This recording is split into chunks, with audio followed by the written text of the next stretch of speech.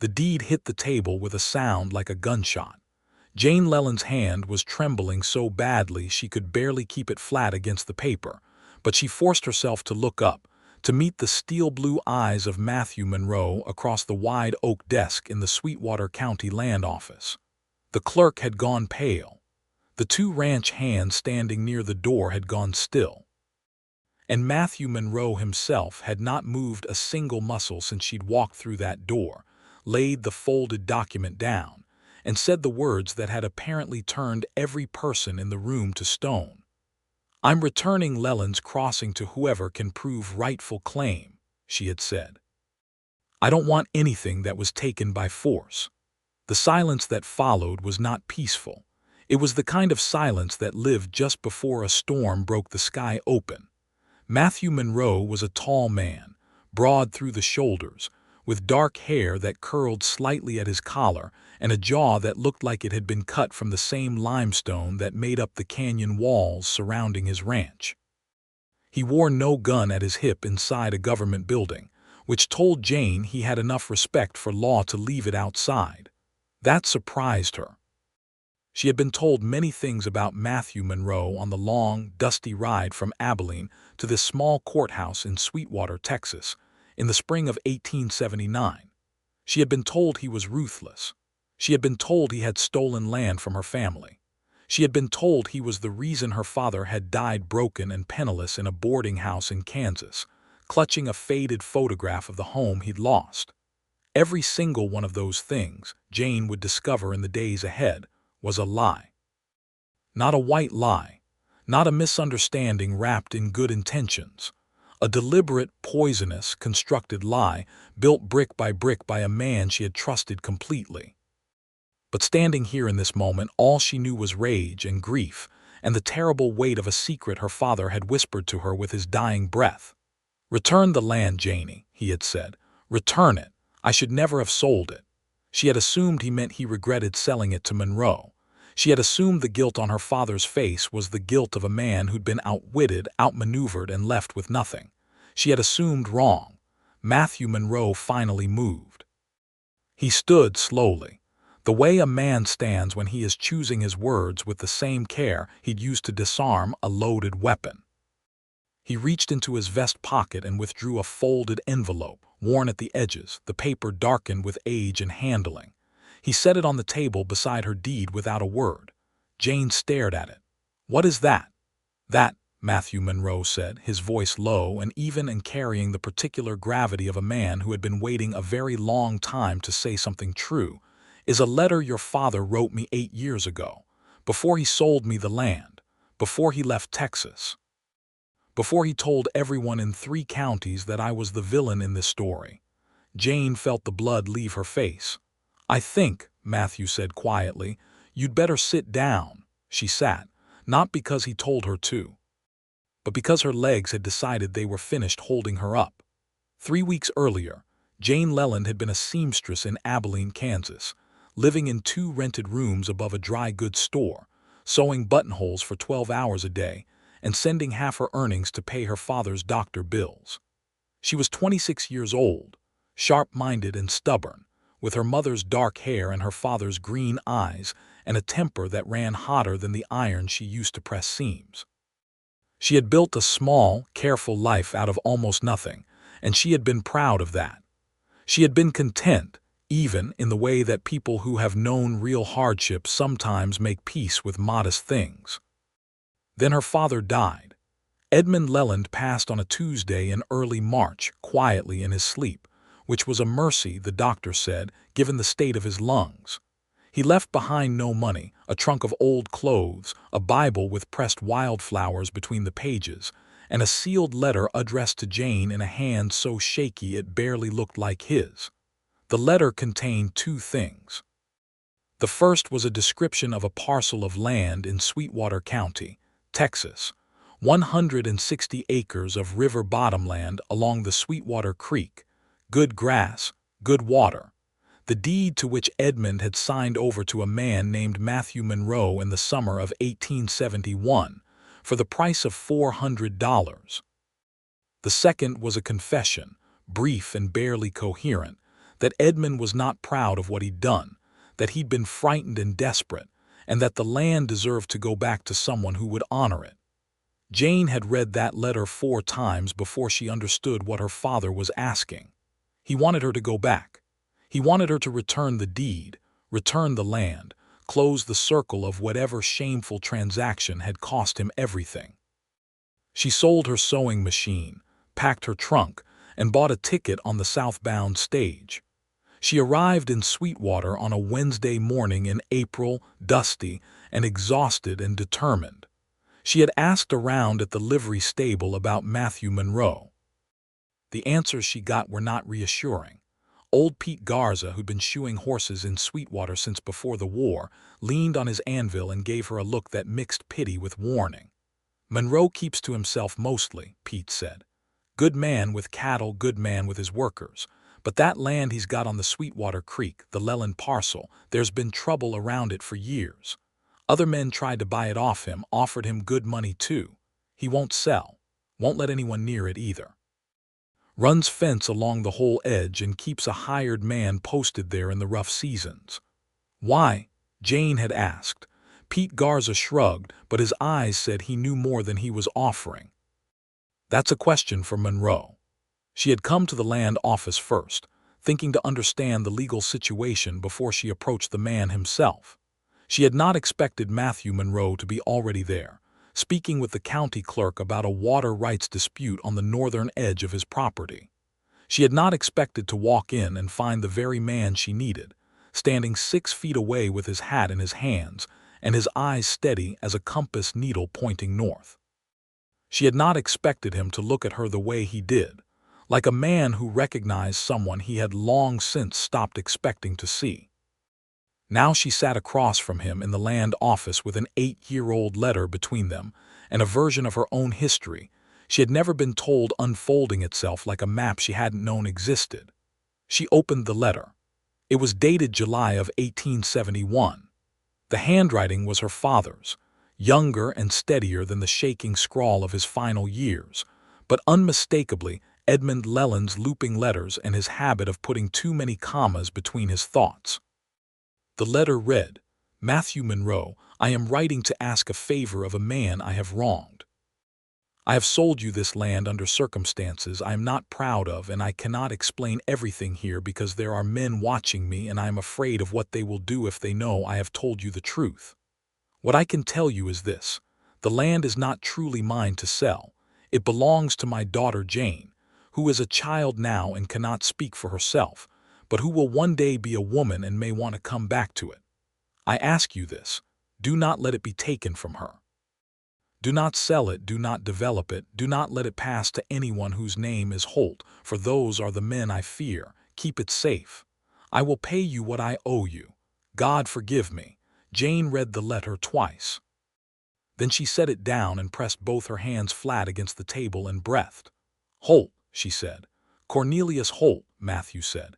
He had remained standing while she read, giving her the space of it, watching her with an expression that was careful and guarded and had, underneath both those things, something raw that he was clearly working not to show. "You know that name?" "My father's business partner," Jane said. "The man who helped him manage the ranch before I was born.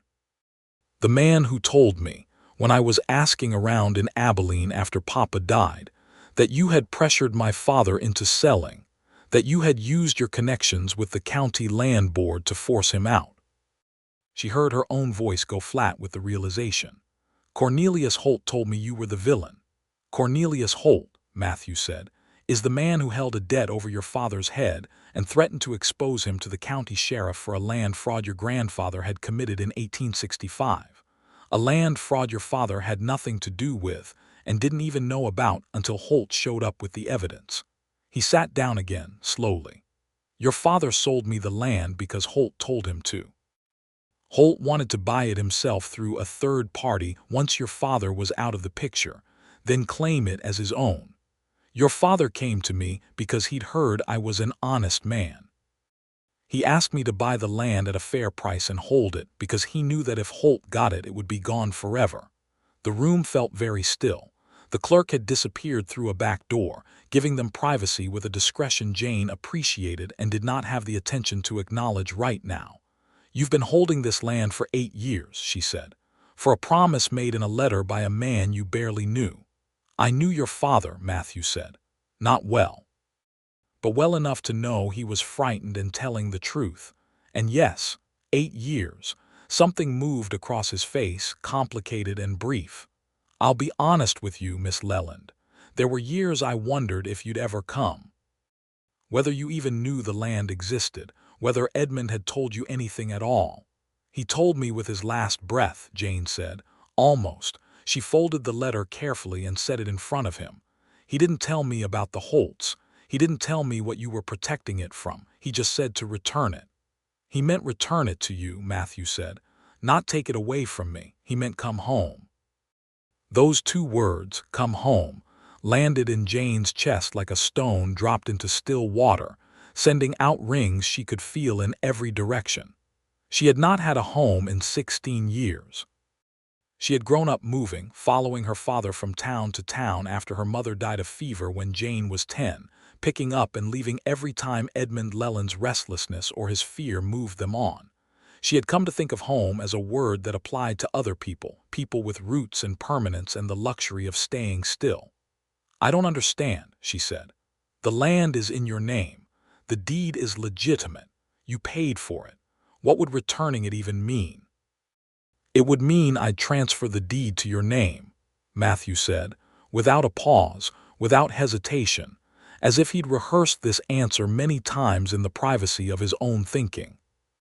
"That's always been the plan, Miss Leland. The moment you walked through a door and asked for it, it was going to be yours." Jane stared at him.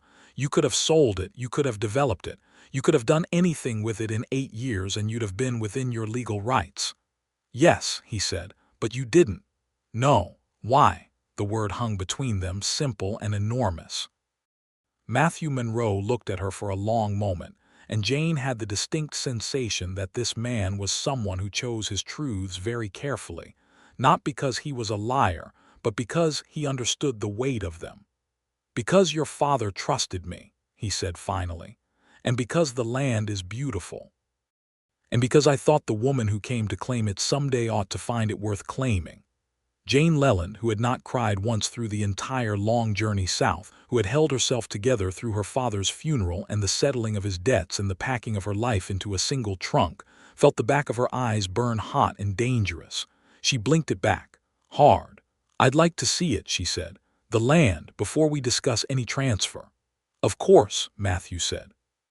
He stood and picked up his hat. "I'll take you there myself." They rode out of Sweetwater that afternoon. Jane on a roan mare the livery had rented her, and Matthew on a big gray gelding that moved with the quiet confidence of an animal that had covered many miles and expected to cover many more. The road south out of town was rutted from spring rains, lined on either side with the particular green of Texas in April, the kind of vivid, almost aggressive green that the land produced when it had finally had enough water after a hard winter. Jane had not ridden much in recent years. Abilene was a city, or close enough to one, and seamstresses did not generally require horses. But she had grown up in the saddle, following her father across open country, and the muscle memory came back to her as it always did, settling into her bones after the first mile like an old conversation resumed. Matthew rode slightly ahead of her on the narrow road and then dropped back beside her when it widened, and she watched him from the corner of her eye, reassessing everything she thought she'd known. He was younger than she'd expected. She had built a picture of her villain on the ride down from Abilene, and the villain had been older, heavier, the kind of man who bought land and women and judges with equal ease. Matthew Monroe was perhaps 30, 32 at the outside, with a lean, weathered quality to him that came from hard work rather than dissipation. He did not look like a man who had stolen anything. He looked like a man who had been holding something carefully for a very long time and was perhaps only beginning to allow himself to feel the strain of it. "How much do you know about Cornelius Holt?" She asked him when the silence had stretched long enough that she trusted herself to speak without the shake in her voice giving anything away. "Enough," Matthew said. "He came to me twice in the first year after I bought the land, offered to buy it at above market price. I turned him down. He came a third time with two men I didn't like the look of and made what he probably considered a subtle threat. I invited him to get off my land, a beat. He hasn't come back in person since, but I had a fence line cut last spring and two of my cattle driven off the Leland parcel specifically. Not from the rest of my range, just from that piece." "You think it was Holt?" "I think it was someone working for Holt," Matthew said. "I can't prove it. But I can tell you that the only part of my land anyone has ever bothered is the Leland parcel." He glanced at her. "You should know, Miss Leland, that Holt knows your father is dead. I expect that if he knows that, he's thinking about what comes next." Jane absorbed this with the cold clarity that comes to people who have been managing fear long enough to stop panicking about it. "You think he'll come for the land now that Papa's gone?" "I think the fact that you're here suggests he either doesn't know you're coming, or he's watching to see what you do," Matthew said. "Neither option makes me comfortable." "Me either," Jane said. They crested a low ridge and the land opened below them, and Jane Leland forgot, for one full, suspended moment, everything except what she was seeing. The Sweetwater Creek curved through the valley in a long, easy S, its banks lined with cottonwood trees gone bright with new leaves, their silver-green shimmering in the afternoon light. The pasture land beyond the creek was thick and rich, the grass already knee-high, the kind of bottomland that held water and goodness in it through dry seasons. On the far side of the valley, the canyon walls rose in layered bands of red and cream and brown, and the whole scene had that quality of being both vast and intimate at once, the quality that the best land has, the quality that makes people understand in their bones why human beings have always been willing to fight and suffer and sacrifice for a piece of ground to call their own. Jane's throat closed.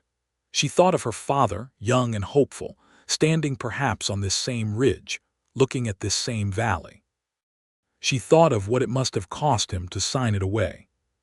She thought of the fear he must have carried, the guilt, the shame of being maneuvered into betraying the very thing he loved most. "It's exactly," she said, and her voice broke on the words in a way she couldn't prevent, "it's exactly how he described it. He described it to me when I was small.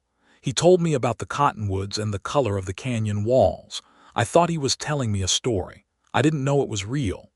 Matthew Monroe said nothing. But she felt him looking at her with a particular attention, the kind of attention that is not intrusive but is entirely present, the kind that says "I see you" without making a performance of it. She pressed her fingers briefly against her eyes, gathered herself, and rode on down the ridge. They walked the boundary of the parcel over the next 2 hours, Matthew pointing out the fence lines, the water access, the places where he'd made improvements over the years, careful, considered improvements, the kind that preserved the character of the land rather than stripping it for maximum profit. He had repaired the creek crossing. He had planted windbreak trees along the northern edge. He had maintained the small stone building near the water, a lined shack that had been standing since before the war, patching its roof and its walls so it did not fall into ruin. "Why did you keep the shack?" he asked, standing in front of it, studying the new chinking between the old stones. "Your father mentioned it in the letter," Matthew said his wife had loved it, said she used to walk out there alone and sit by the water. He pushed the door open with one hand, letting her see the inside. It was simple, a wooden table and bench, a cold stone fireplace, a single window looking out at the creek, dusty but intact. "I thought," he said carefully, "it might matter to whoever came." Jane stepped inside. She ran her hand along the edge of the table, where the wood was worn smooth by years of use. She stood at the window and looked at the water moving through the cottonwoods. She thought about her mother, whom she barely remembered, a soft voice and warm hands and the smell of lavender, sitting in this exact spot, perhaps watching this exact light on the water. "She died when I was 10, Jane said, to no one in particular, to the room, to the memory. "My mother. After that, Papa couldn't bear to stay anywhere long. She turned around and found Matthew standing in the doorway, giving her the room, giving her the moment, watching her with that careful, grave attentiveness. He was running from this place all along, wasn't he? Not from poverty or restlessness. He was running from everything he'd lost. I think so, Matthew said quietly. Men carry grief in ways that look like other things. Jane looked at him. You speak from experience. Something shifted in his face, a brief vulnerability quickly shuddered. My father lost his ranch in the war. Confederate sympathizers took it when he refused to quarter their men. He spent the rest of his life trying to rebuild something comparable and never quite managing it. He died bitter. He paused. I swore I wouldn't do the same, that whatever I built, I'd hold on to. And whatever I promised to hold for someone else, I'd honor. Another pause, shorter. I suppose that's why your father's letter meant something to me. They rode back to town in the long, golden light of late afternoon, not talking much, which should have been awkward and somehow was not. Jane was reorganizing her entire understanding of the last 8 years, fitting pieces together, testing the new picture against the old one, finding the new one truer and more painful in entirely different ways than she'd anticipated. Cornelius Holt had sent her here with a story. He had told her Matthew Monroe was a land grabber, a man who had used legal technicalities to dispossess her father. He had described the sale as coercive and fraudulent. He had, Jane now understood, sent her here like a weapon, expecting her to walk into the land office and raise a legal challenge to Monroe's claim, which would tie the property up in court long enough for Holt to make his own move. He had used her grief as a tool. He had used her father's dying wish as a lever. That realization sat in Jane's stomach like cold iron. She was going to need to think very carefully about what came next. At the edge of town, Matthew pulled up and looked at her. Where are you staying, Miss Leland? Mrs. Packer's boarding house, Jane said. The clerk at the stage depot recommended it. Good choice, Matthew said. Mrs. Packer's a fair woman. You'll be comfortable there. He turned his hat in his hands, a gesture she was beginning to recognize as his version of uncertainty. I'd like to call on you tomorrow morning if you'll allow it. There are things about the land and about Holt that I think you need to know before you decide anything. And I'd like to have those conversations before Holt finds out you're in Sweetwater and decides to complicate matters. He may already know I'm here, Jane said. Yes, Matthew agreed. Which is why I'd like to have them early, she nodded. 8 o'clock then. Mrs. Packer has a sitting room. He touched the brim of his hat in a gesture that was courtesy rather than condescension, and rode away down the street. Jane watched him go and tried very hard to order her thoughts into something sensible.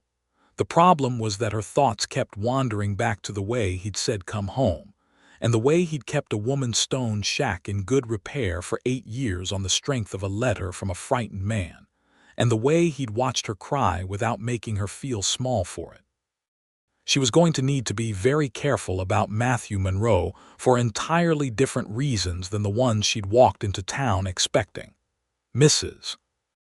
Packer was a stout, red-faced woman in her 50s who ran her boarding house with the cheerful efficiency of a general who genuinely liked her troops. She had a room ready for Jane that was clean and simply furnished, and she produced a dinner of bean soup and cornbread and dried apple pie that was better than anything Jane had eaten since leaving Abilene. Over the meal, she offered, without being asked, the unprompted opinion that Matthew Monroe was one of the more decent men in the county. Not much for socializing, Mrs. Packer said, refilling Jane's coffee cup. Keeps to himself, doesn't drink to excess, pays his bills on the first of the month. Lost his ranch foreman last winter to pneumonia and took it hard. That man had been with him since the beginning. She settled herself at the other end of the table with her own cup. You related to the Lelands that used to have land south of town. My father was Edmund Leland, Jane said. Mrs. Packer's expression moved through something complicated. Well, she said, then I expect you've come for good reason, and I expect you've already talked to Matthew Monroe. I have, Jane said. Good, said Mrs. Packer, with the tone of a woman who had decided something and was satisfied with it. Good. Jane went to bed early. in a narrow bed with a good feather mattress and a window that looked out at the dark, quiet street, and she lay awake for a long time thinking about betrayal and hidden motives, and the way a story could be told in two completely opposite directions, and both versions could feel completely true until the moment they didn't. Cornelius Holt. She turned the name over in her mind. She had met him only twice, both times in Abilene after her father's death. He had been sympathetic, courtly even, a silver-haired man in his 60s, with the kind of practiced warmth that she had mistaken for genuine feeling. He had told her the story of the land sale with visible distress, shaking his head, expressing his regret that he hadn't been able to stop Monroe from taking advantage of Edmund. He had offered to help her pursue a legal claim. He had paid for her coach ticket south. Jane sat up in bed, her mind suddenly and completely awake. He had paid for her ticket. He had given her the name of a lawyer in Sweetwater, a man named Prout, who he said could help her file a challenge to the land deed. He had told her exactly what to say to make the claim of coercive sale. He had put the words in her mouth before she'd even arrived. She got out of bed, lit the candle on the bedside table, and sat down at the small writing desk in the corner.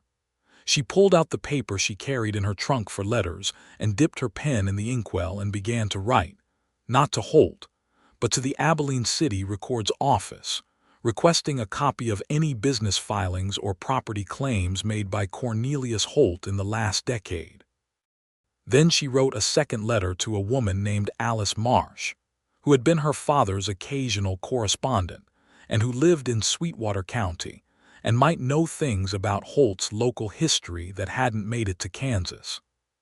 She sealed both letters, set them by the door to mail in the morning, and went back to bed. This time, she slept. Matthew Monroe arrived at Mrs. Packer's sitting room at 5 minutes before 8, which told Jane he was the kind of man who considered it rude to be late but did not need to be the first one in the room. He had brought another envelope with him, thicker than the one from yesterday, and he sat across from her in one of Mrs. Packer's floral armchairs and laid it on the table between them with the deliberate care of a man presenting evidence. "Everything I know about Cornelius Holt," he said. "Written down, dated, sourced where I can source it." Jane opened the envelope and began to read. Matthew had been thorough. The documents inside represented years of careful attention, copies of land office filings in Holt's name, records of 2 lawsuits Holt had been party to in adjacent counties, a letter from a rancher named Dickus in Mason County who had had a similar experience to Edmund Leland's, land sold under duress, and then immediately subject to Holt's acquisition attempts. There was an account from a Sweetwater County deputy sheriff named Alvarado, who had investigated one of the fence-cutting incidents on Matthew's land and found evidence of organized vandalism rather than casual mischief. There were dates and names and the kind of patient documentation that takes not just intelligence but sustained commitment to compile. Jane looked up from the papers. "You've been building a case against him." "I've been protecting the land against him," Matthew said. "Whether it becomes a legal case depends on what we can prove."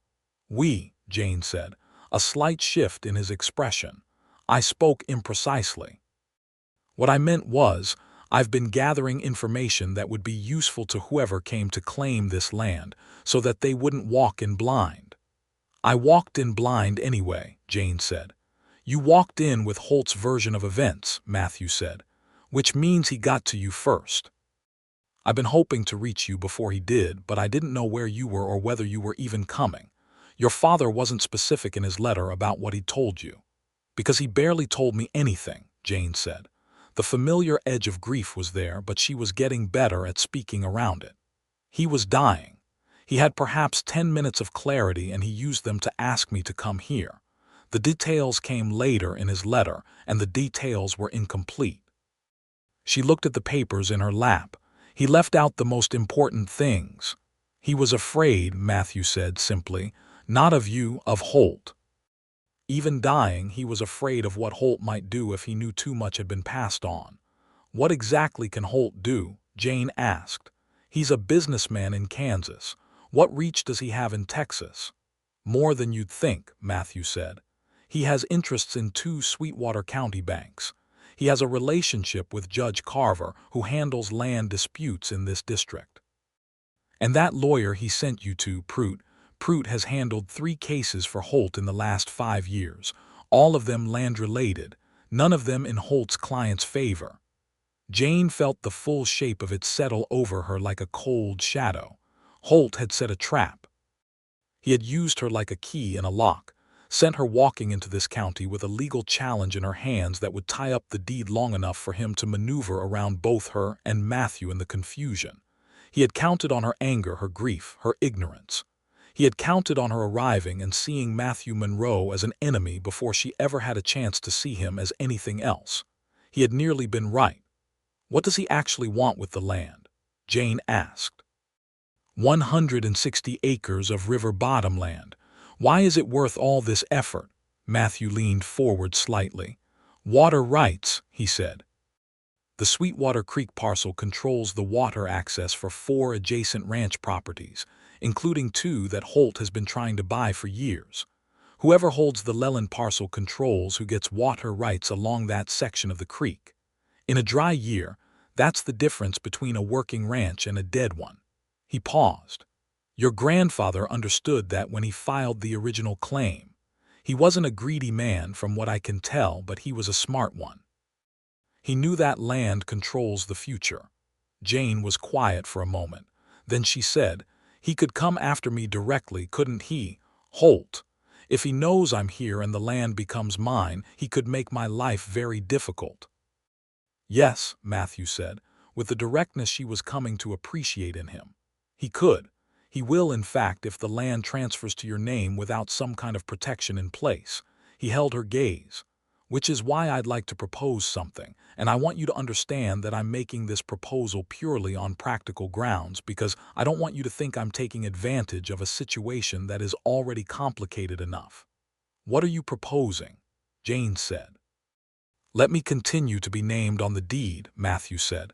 "Not as sole owner, as co-holder, your name and mine together. That way, any legal challenge Holt wants to file would have to go through both of us, and I have enough history of defending this land that a judge who isn't Carver would rule in our favor." He paused. "And Holt would need to move against both of us simultaneously, which is considerably harder than picking off one person alone." Jane studied him. "Why would you keep putting yourself in the middle of this? You could transfer the deed to me entirely, walk away, and be done with it." "I could," Matthew said. "But—" He looked at her with those steady blue eyes that had, Jane was beginning to realize, a quality of absolute honesty in them that she had not encountered often in men and had long since stopped expecting. "Because I've held this land in trust for 8 years, Miss Leland, and I know what's threatening it, and I'm not willing to simply hand it to you and let you face that alone. Not because you're not capable. I think you're more than capable. But because 2 people standing on a thing are harder to knock down than one." Jane set the papers on the table.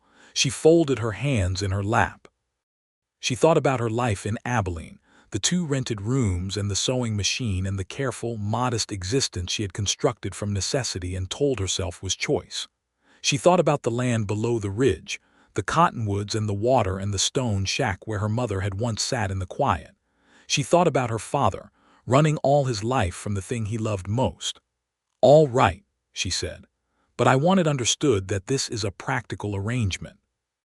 I'll need to find work in Sweetwater, or some way to support myself here, and I'll need time to understand the land and what it requires before I can make any decisions about what to do with it long term." "Understood entirely," Matthew said. Then, with the careful neutrality of a man choosing each word like a footstep over uncertain ground, "I could use a bookkeeper. I've been managing my own accounts since my foreman died last winter, and I'm a better cattleman than I am a mathematician. If you're looking for work that would keep you near the land while you sort things out, the position is open and the pay is fair."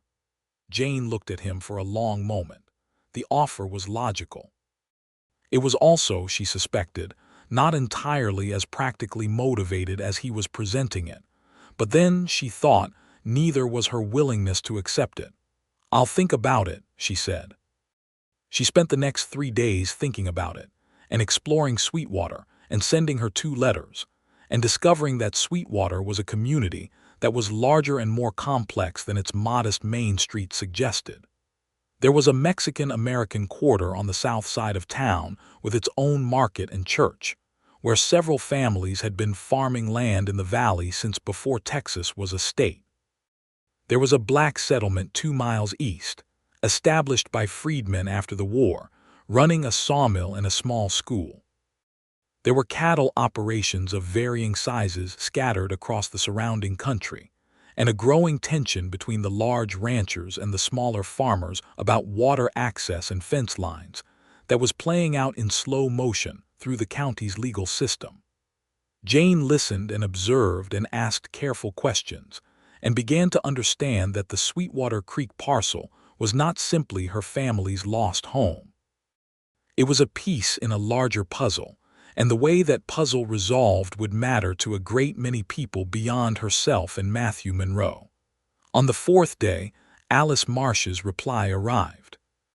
Alice Marsh was a 70-year-old woman who had been in Sweetwater County since 1850, and who had, as it turned out, a memory like a courthouse ledger, and a complete willingness to use it in writing. Her letter was 6 pages long, and laid out Cornelius Holt's history in Sweetwater with a clarity that was both illuminating and damning.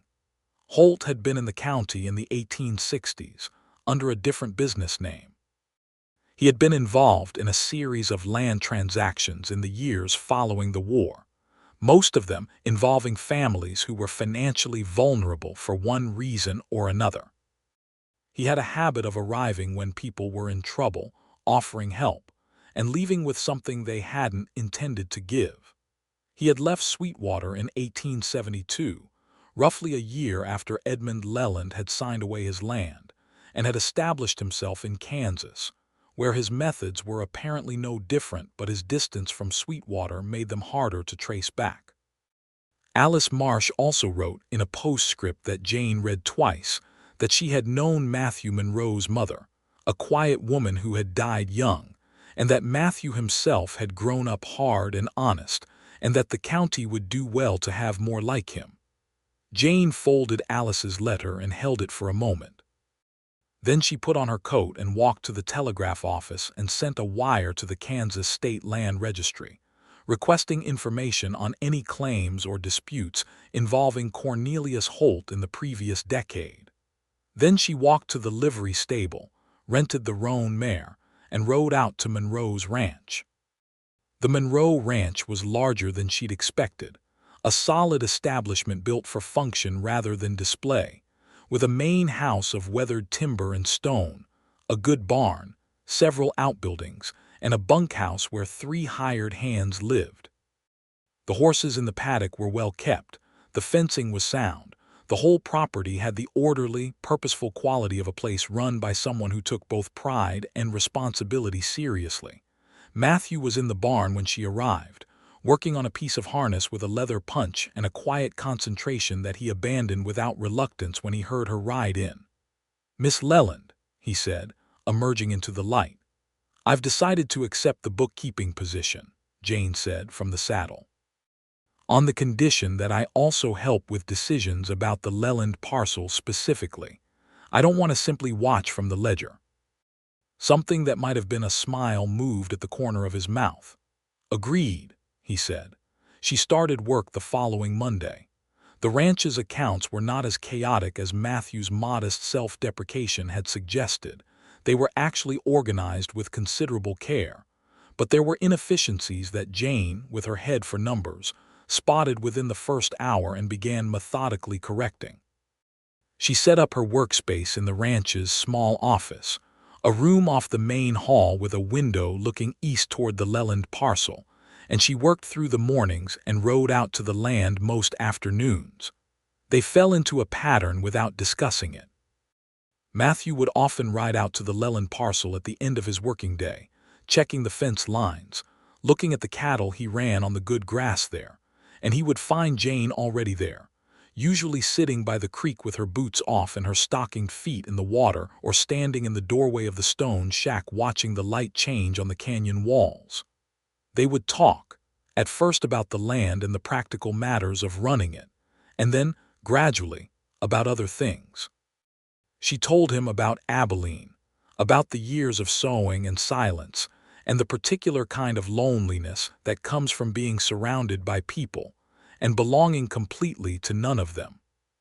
He told her about the early years of building the Monroe Ranch from a single quarter section and a small herd his father had managed to hold onto through the war years, about the drought of 1876 that had nearly finished everything, about the foreman, a man named Caspar Reyes, whose death last winter had left a silence in the working of the ranch that Matthew had not yet found a way to fill.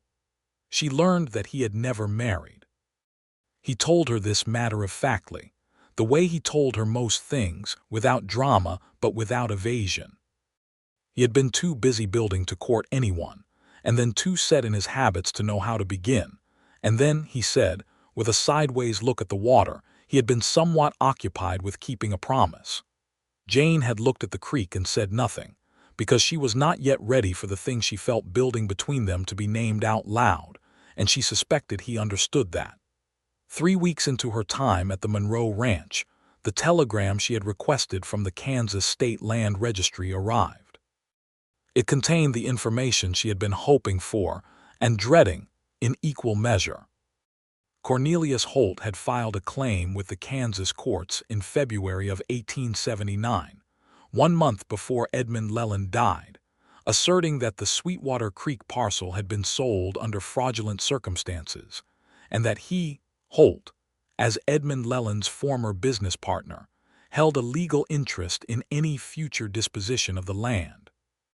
He had filed this claim quietly, without informing Jane, without informing anyone in Sweetwater County, keeping it in the Kansas court system where it would be harder for a Texas landowner to challenge. The timing was precise and deliberate. He had filed the claim before Edmund died, anticipating the death, knowing that with Edmund gone the claim would become actionable. Jane read the telegram at the desk in the ranch office, then carried it out to where Matthew was working in the paddock and handed it to him without a word. He read it. His jaw tightened, his hands stilled on the fence rail. He was quiet for a moment in the way that genuinely dangerous men are sometimes quiet, not because they lack a response, but because they are choosing it with great care. "He filed before your father died," Matthew said. "Yes, which means he knew your father was dying."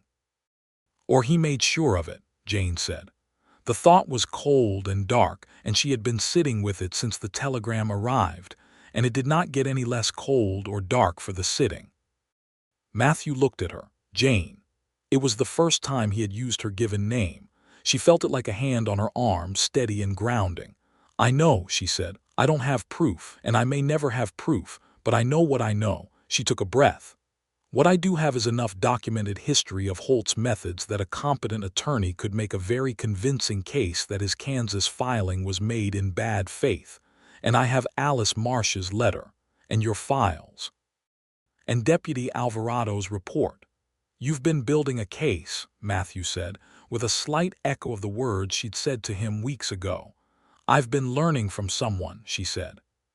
The look he gave her then was not the careful, guarded look he'd offered in the land office, or the quiet, attentive look from the ridge above the valley. It was more open than those, more direct, and it had in it the unmistakable quality of a man who had stopped successfully pretending that his interest in a situation was entirely professional. Jane looked back at him and felt the same quality in herself, the same failure of pretense, and found that she did not particularly mind it.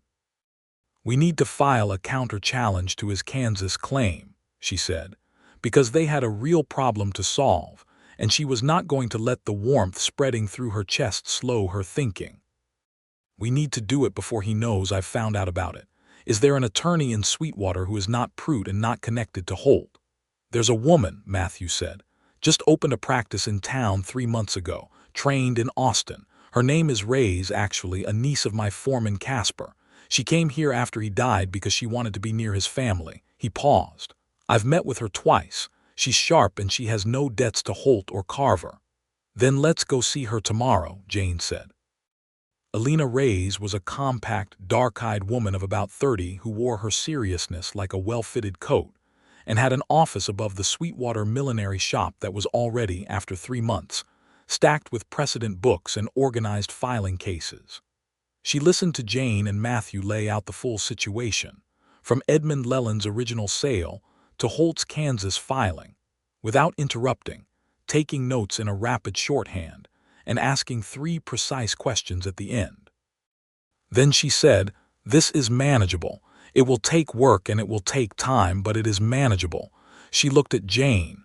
"You are the primary party in interest, Miss Leland. The deed must transfer to your name as the legal heir of Edmund Leland's intended beneficiary, which is supported by the letter your father wrote to Mr. Monroe. That letter is your strongest piece of evidence, and we will be centering our challenge around it." She looked at Matthew. "Your documented history of improvements on the parcel and your refusal of multiple purchase offers from Holt will serve as corroborating evidence that the sale was made in trust rather than for profit. Together, these 2 elements make a story that any unbiased judge will follow."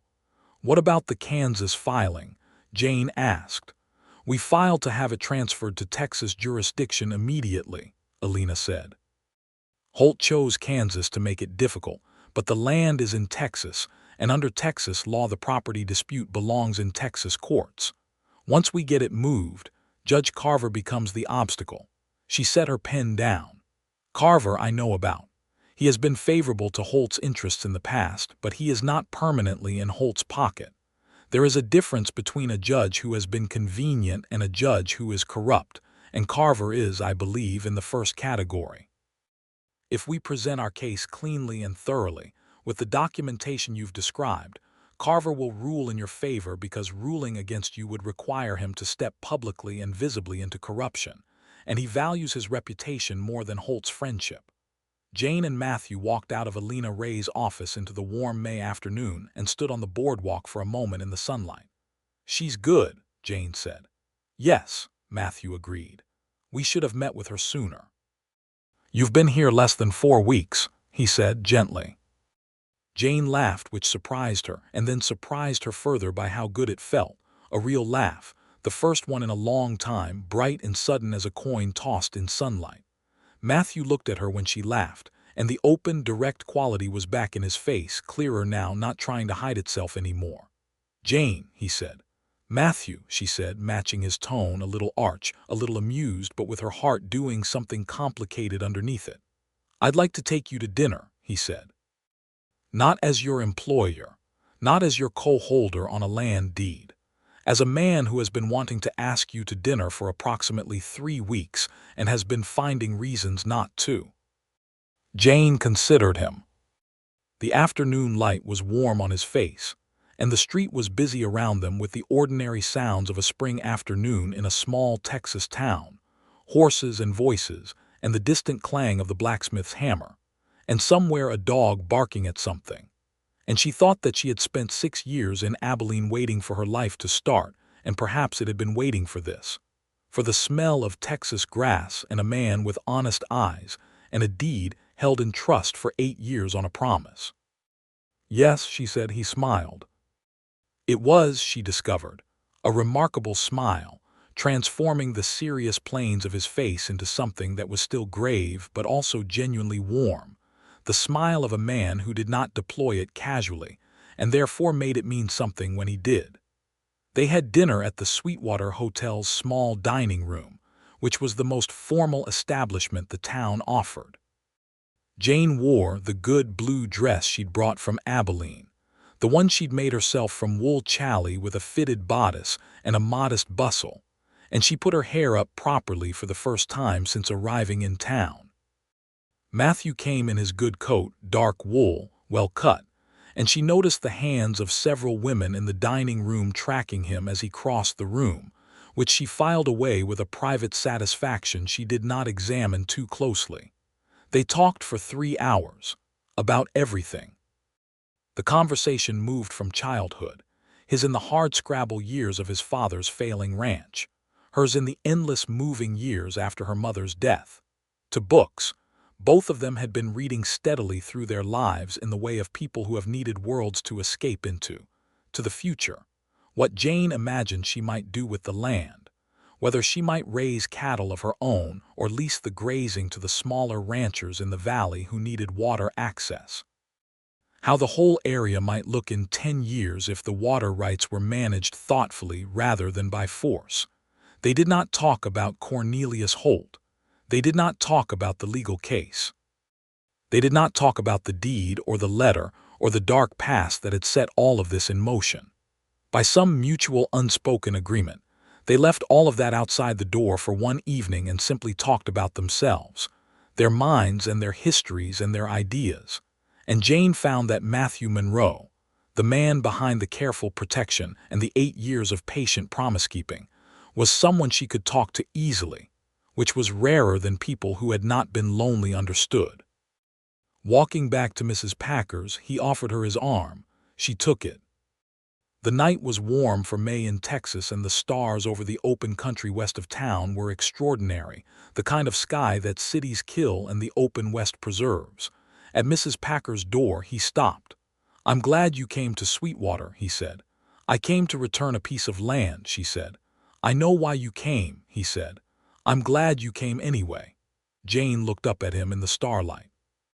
She thought about all the things she had believed a month ago, the villain she had invented, the anger she had nursed on the southbound stage, the way she had planned to walk into a courtroom and take back what was hers, and then go back to her life in Abilene, as if returning a land deed could return everything else that had been taken from her family.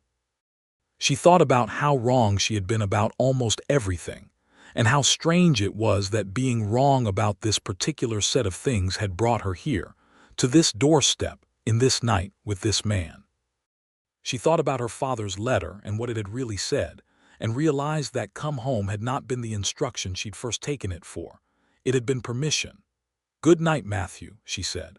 "Good night, Jane," he said, and touched the brim of his hat and walked back down the street. And she watched him go and felt something in her chest that she had not felt in so long that it took her a moment to name it. Hope. Elena Reyes filed their counter-challenge to Holt's Kansas claim the following week. The legal machinery moved, as it always did in these matters, slowly and with considerable friction, but it moved. The Texas courts acknowledged jurisdiction within the month, which was faster than Elena had expected, and which she attributed to the particular clarity of their filing and the strength of Edmund Leland's letter as documentary evidence. Cornelius Holt's response was swift and predictable.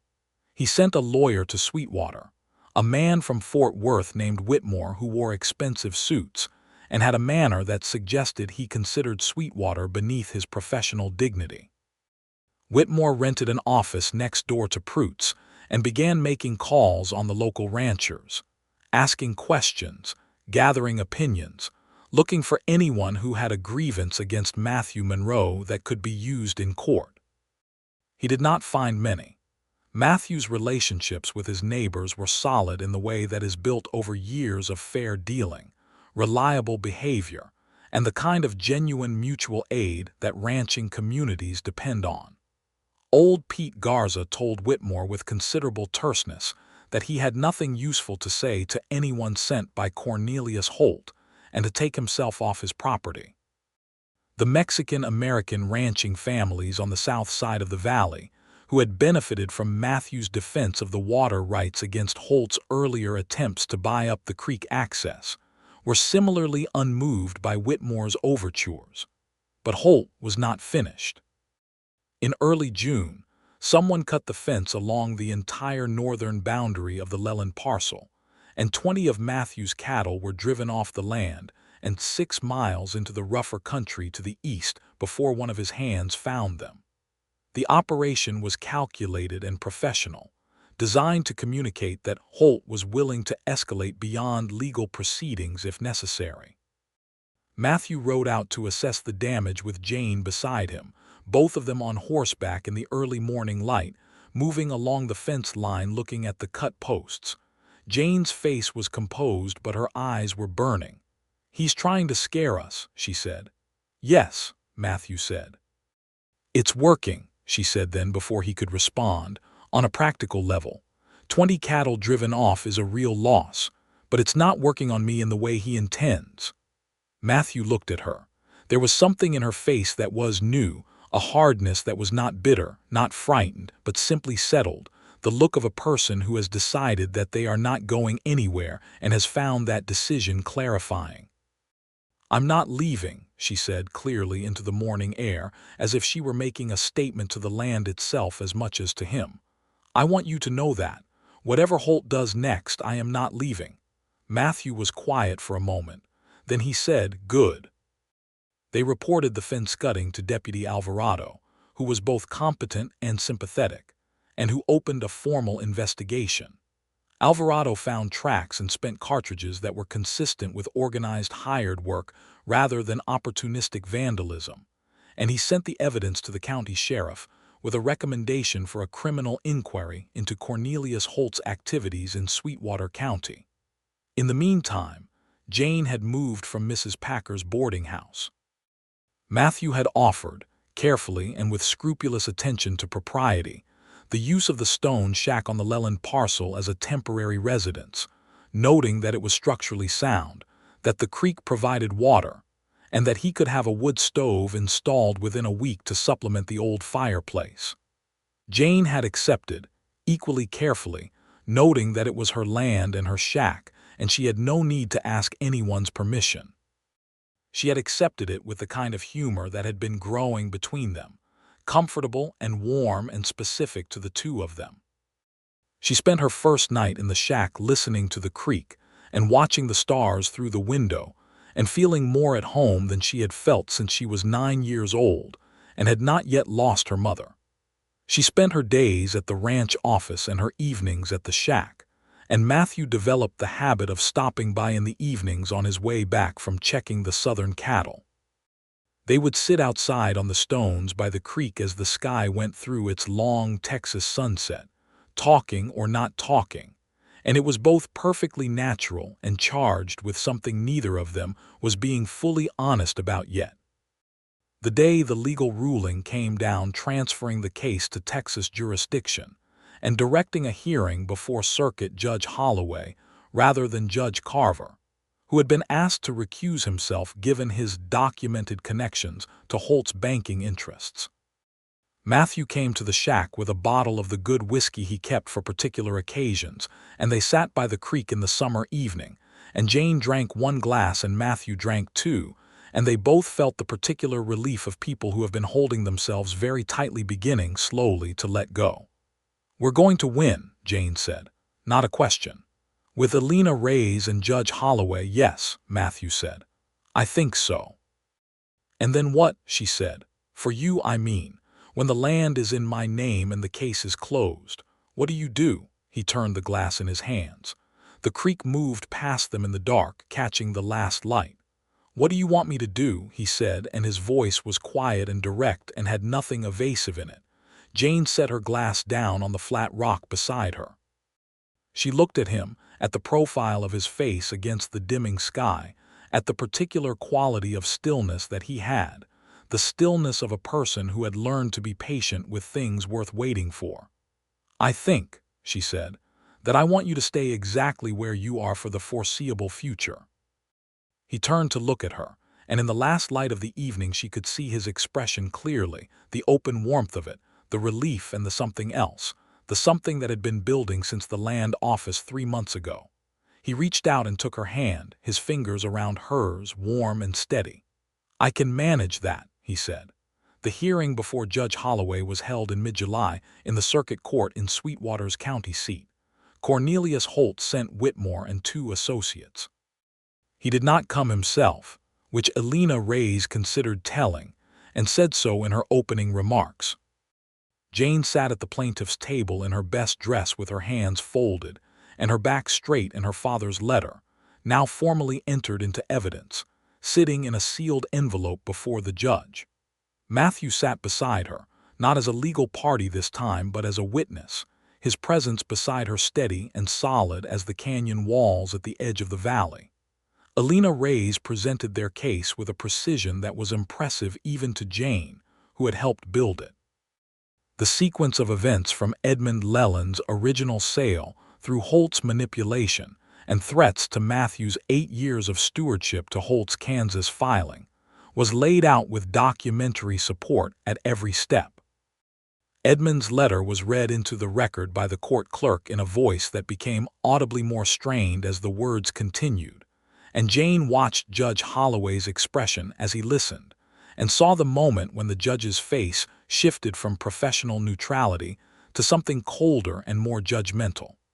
Whitmore's counterarguments were technically competent but fundamentally weak. His position rested on the claim that Holt's Kansas filing represented a legitimate business interest held over from his original partnership with Edmund Leland. But the documentation Alina Reyes had assembled made it clear that no such partnership interest had ever been formally registered, and that the Kansas filing was a manufactured claim assembled after Edmund's death, not a pre-existing legal right. The business records Holt had submitted as evidence of his partnership with Edmund had been filed in Kansas in January 1879, 2 months before Edmund died, using dates that placed the alleged partnership terms in the 1860s, but the actual paper and ink were demonstrably newer, a fact that a Kansas document examiner hired by Alina's connections in Austin had certified in a written opinion entered into evidence. The filing was a forgery. When that word was spoken in the courtroom, the energy in the room changed.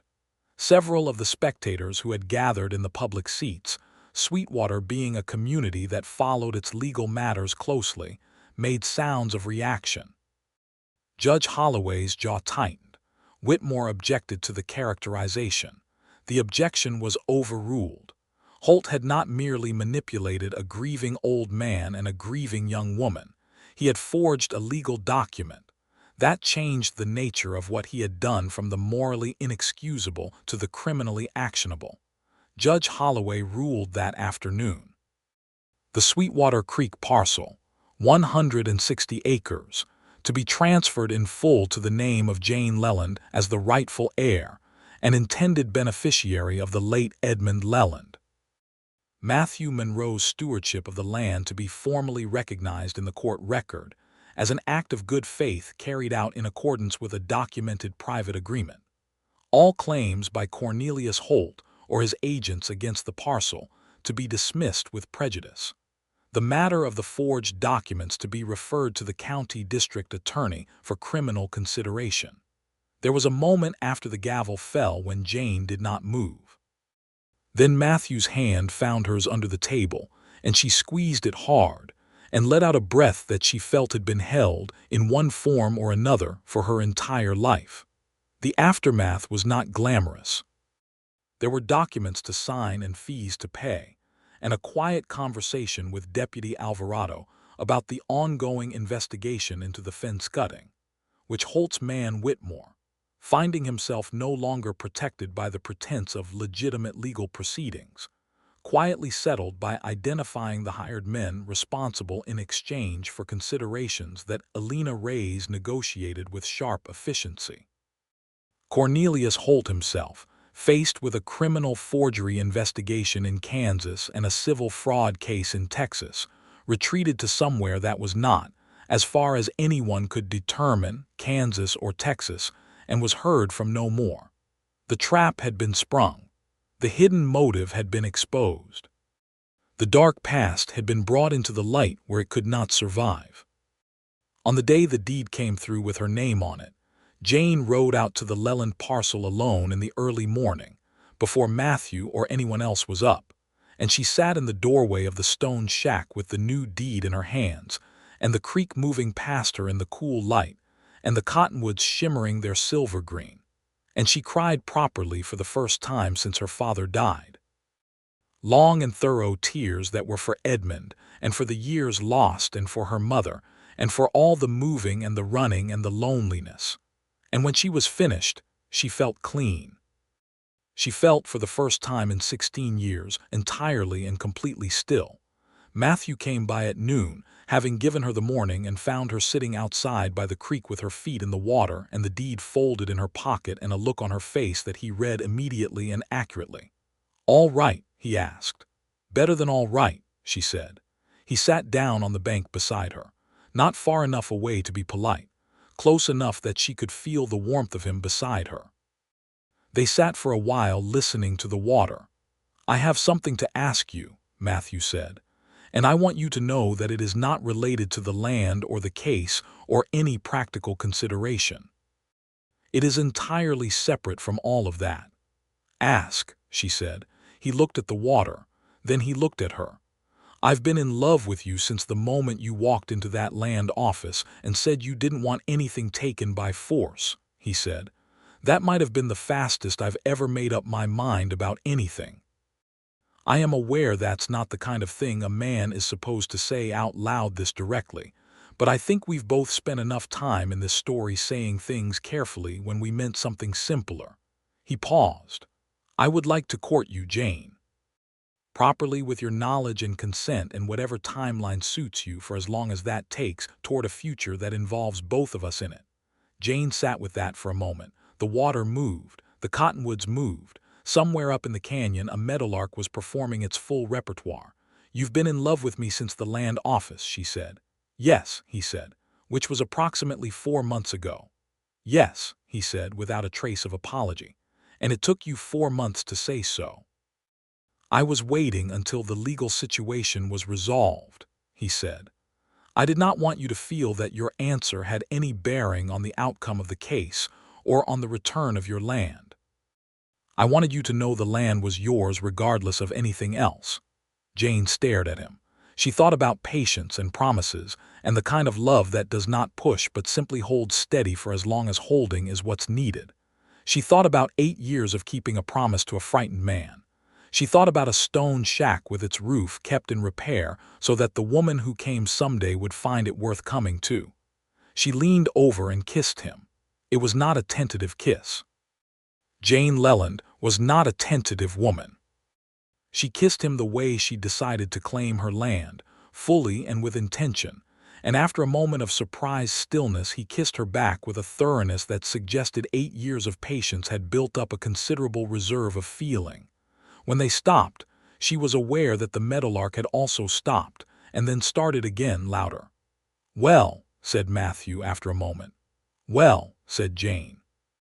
His face was open in a way she had never quite seen before, the careful guard entirely down, and what was underneath it was uncomplicated and real and hers, and she felt it matched the thing she had been carefully not naming in herself for the last 4 months. "I would like to accept your courtship," she said. "For the record," he laughed. She had made him laugh twice now, and she was beginning to collect the sound of it. The courtship lasted through the summer and into the fall, which was both the proper amount of time and, given the circumstances, approximately 4 months longer than either of them truly needed. They had dinner together 2 or 3 times a week, rode out across the land together, attended the small community events that Sweetwater's social calendar offered, a church picnic, a harvest dance at the Grange Hall, a town meeting about the water rights that Jane attended as a landowner and spoke at briefly, but with enough clarity that several of the older ranchers looked at her with the particular respect afforded to people who say something useful without wasting words. She continued to do the ranch books, which she had come to genuinely enjoy, and she began, with Matthew's active support, to develop her own plan for the Leland parcel. She arranged a water access agreement with 3 of the smaller ranching families in the valley, the Garcias, the Munoz family, and a freedman named Thomas Cole, whose cattle operation east of town had been struggling for want of reliable water. The agreements were fair and formal, drawn up by Elena Reyes, and gave those families what they needed while ensuring Jane retained the legal control of her land. Cornelius Holt's vision of the water rights as a weapon to be wielded was replaced by Jane's vision of them as a resource to be shared, thoughtfully and sustainably, among the community that depended on them. Matthew watched her manage this with an expression that was, increasingly and unguardedly, simply pride. He asked her to marry him in October, standing at the creek at sunset in the particular gold and amber light of a Texas fall, without a speech or elaborate staging, simply turning to her on their usual bank by the water and asking, in the direct and unhurried way he did most things, whether she would like to spend the rest of her life there with him on that land and in his company. She said yes before he had completely finished the sentence. They were married in November in the Sweetwater church, a small ceremony because both of them preferred honest over elaborate. Elena Reyes stood as Jane's witness. Pete Garza, who turned out to have known Matthew since he was 14, and who had the story in considerable and entertaining detail, stood as Matthew's. Mrs. Packer produced a wedding cake of extraordinary quality and cried throughout the service with the unself-conscious joy of a woman who has seen enough of the world to know a good thing when she's watching it happen. The minister, a cheerful, round-faced man named Reverend Gates, pronounced them man and wife with visible satisfaction, and Matthew kissed his bride in front of the assembled small congregation with a thoroughness that earned them a round of enthusiastic applause from Thomas Cole and his wife, and various other guests who clearly felt a proper display was called for. They spent their wedding night in the stone shack, which Jane had, over the months, made into something genuinely lovely, with new curtains at the window and a braided rug on the floor and wildflowers in a blue glass bottle on the table. Matthew had added, as a wedding gift, a small bookshelf along the back wall, already stocked with a careful selection of the books he had noticed her reaching for in conversations about what she loved to read. She had stood looking at the bookshelf for a long time, one hand pressed over her mouth, before turning around and finding him watching her with that open, warm expression that she had come to understand was what love looked like on his particular face. "You catalogued everything I mentioned," she said. "I paid attention," he said. She crossed the room and put her arms around him and felt him hold her, steady and solid and entirely hers, and thought that she had spent a very long time not believing this kind of thing was available to people like her, people who had lost too much and moved too often and built their self-sufficiency so carefully that it had started to look like preference. She had been wrong about that too. Spring came to Sweetwater the following year with the particular extravagance of a season that means business, filling the creek to its banks and turning the cottonwoods an almost luminous green, and bringing the canyon walls out in colors so vivid they looked painted. Jane stood on the ridge above the valley one morning in late April, almost exactly a year after she'd stood there the first time with Matthew beside her, and looked at the land below with the particular quality of sight that comes from belonging to a place. The valley was hers. The stone shack was hers. The creek and the cottonwoods and the good grass and the water rights that she held in trust not as a weapon, but as a responsibility were hers. The ranching families in the valley were her neighbors, and she knew their names and their children's names and the small, specific details of their lives that constitute actual community. And Matthew Monroe was hers, which was the part of the inventory that made everything else feel not just good but real. He came up beside her on the gray gelding and stopped, looking at the same view, and reached across the distance between their horses to take her hand, which they had been doing since August and had not yet stopped. "Good morning," he said. "Good morning," she said. "You're thinking again," he said. "I'm always thinking," she said. "Loudly," he said. She laughed. "I was thinking about my father," she said after a moment, "about whether he knew what would happen when he sent that letter, whether he knew the person who read it would actually keep the promise." She paused. "I think he must have trusted you very specifically.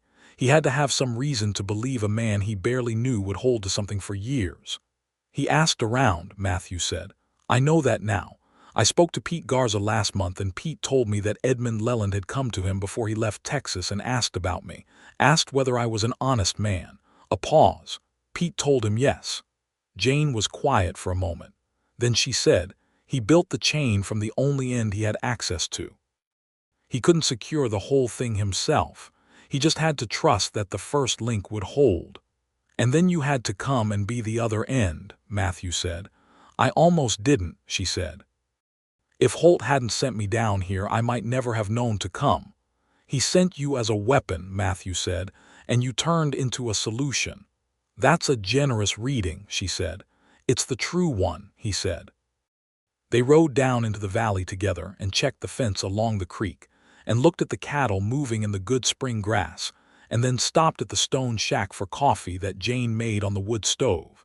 And they sat in the doorway in the morning light with their cups and the sound of the creek, which was the sound that Jane had begun to think of as the sound of home, specific and irreplaceable. By summer, Jane knew she was expecting their first child. She told Matthew on a Tuesday evening, sitting on the flat rock by the creek in what had become their usual spot, watching the last light on the water. She told him simply, without ceremony, because she had learned that was how he best received important things, and watched his face move through surprise, and then through something so unguarded and pure that she felt her own heart turn over in her chest. He put his arm around her, and she leaned into him, and they sat for a long time in the evening quiet with the creek moving past, and the stars beginning to show above the canyon walls. And it seemed to Jane that the land itself was listening, that the 160 acres of river bottomland and grass and water that had been held in trust for her through so many years of loss and running and fear were receiving this piece of news with the same stillness they received everything. Patient and permanent and entirely present. Their son was born the following March, at the ranch house, attended by the local doctor and Mrs.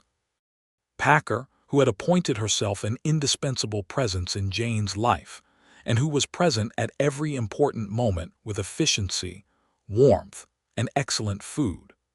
The baby was healthy and loud, and had his father's dark hair and his mother's green eyes, and a general attitude toward the world that suggested he would be making opinions known at the earliest opportunity. They named him Edmund Matthew Monroe, Edmund for Jane's father and Matthew for his own, and the naming felt like a closing of a circle that had been broken for 16 years, a way of saying to the land and the story and the long chain of choices and fears, and quiet kept promises that reached all the way back to a letter written by a frightened man that here, in this child, in this family, in this place, something had been made whole. Matthew held his son on the evening after his birth, standing in the doorway of the ranch house with the baby asleep against his chest, looking out at the spring sky above the valley. Jane watched from the bed, tired in the complete and satisfied way of a body that has done something enormous and knows it. "He's going to want to know everything about this land," Matthew said, quietly, so as not to wake the baby. "Yes," Jane agreed. "I'll teach him," Matthew said. "Every fence line, every water right, every name in the valley." "We'll teach him," Jane said. Matthew turned and looked at her, his son sleeping against his chest, the spring evening behind him, and his face was everything she had seen building there since October by the creek, and before that since July outside Mrs. Packer's door, and before that since November when he'd stood in a land office and said, "Come home," all of it present now and none of it guarded, love as a fact, as a fixture, as a thing that needed neither performance nor protection because it was simply the truth of things. "Yes," he said, "we'll teach him." The years settled themselves over the Monroe Ranch and the Leland parcel with the comfortable weight of time well used. Sweetwater grew, as small Texas towns do, adding a school and a second church and a post office, and eventually a newspaper of 4 pages that came out 3 times a week, and covered everything from cattle prices to local weddings with equal gravity. Jane contributed occasional pieces to this paper about water management and land stewardship, written in the direct, clear prose of someone who knows what she is talking about and respects the reader enough to say it plainly. Elena Reyes became one of the more important attorneys in the county and a close friend. Thomas Cole's cattle operation expanded after the water access agreement took effect, and he built a proper house east of town and sent his eldest daughter to school in Austin, which was the kind of thing that made Jane feel that the choices she had made about the land had been the right ones. The Garcias and the Munozes and the other ranching families of the valley continued to be neighbors in the real sense of the word, the people you count on and who count on you. Edmund Monroe grew up knowing every fence line. He helped mend them at 6 and rode the full perimeter with his father at 8, and could name the species of every tree along the creek at 10, because his mother had taught him their names the way she'd been taught to read, carefully, and with the conviction that knowing things was a form of freedom. Jane was 34 when their daughter arrived.